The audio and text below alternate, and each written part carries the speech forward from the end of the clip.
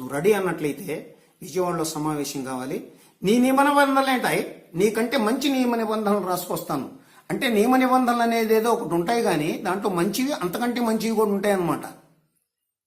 నియమ నిబంధనల ముక్కు మొహం నీకు తెలియదని నాకు తెలుసు. నేను 20 సంవత్సరాలు ప్రపంచ ప్రసిద్ధ మతాలన్నిటికీ నియమ నిబంధనలతో చేశాను. నేను అది నీకేం తెలియదు, తెగ తెలిసిన నన్న అహంకారం ఉందని నాకు అర్థమవుతోంది.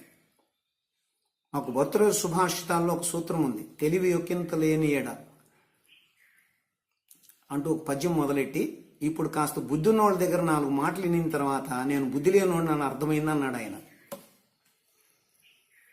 నువ్వు చాలా తప్పు మాట్లాడావు, నీకు తెలిసింది చాలా కొద్దిగానే అన్న సంగతి నీకు ఎప్పటికి తెలుస్తుంది?